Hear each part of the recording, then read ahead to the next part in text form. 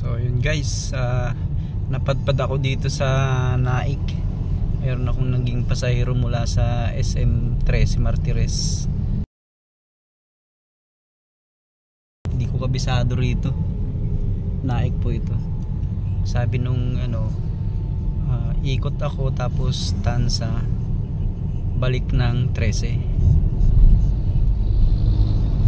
So sana mayroong pasahero dito. Suntok sa buwan ng pasahero dito. Ayan, Naik Cavite.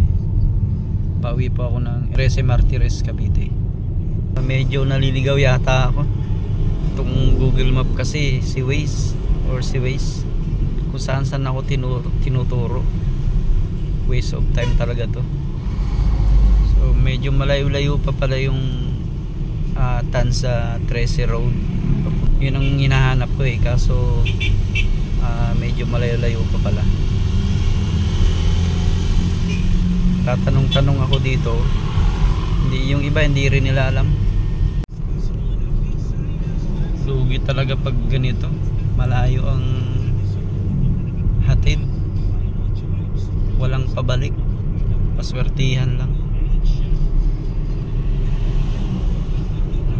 Layo.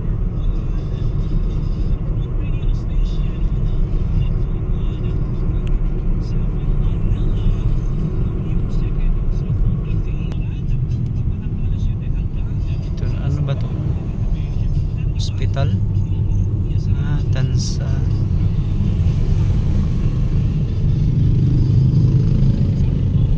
Tansa Doctors Hospital pala. Kala ko SM na kasi sabi nila SM daw, tapos niliko ko pa kanan. Yun, mukhang ito na yata.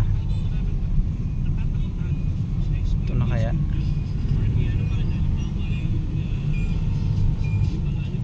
Parang hindi pa rin. Teka, magtatanong ako.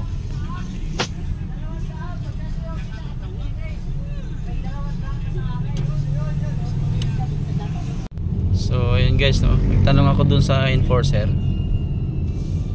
Makikita ko raw yung McDo, kakanan na ako dun papuntang SM 13 na yun. So tingnan natin.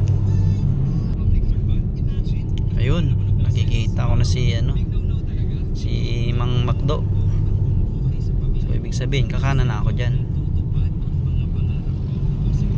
Hirap pag di mo kabisado yung lugar.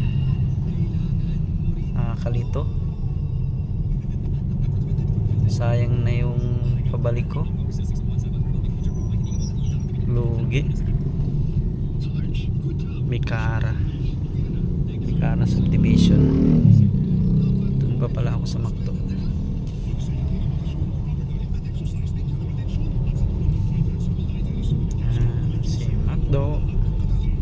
Saan yung nilikuan ko?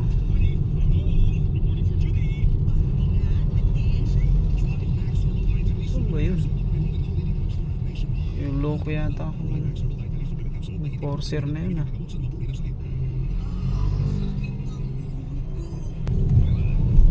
Loko yung enforcer na yun wala namang likuan dun.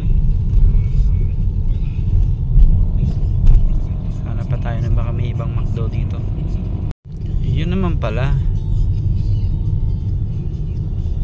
medyo malayo pa pala yung McDo na yun.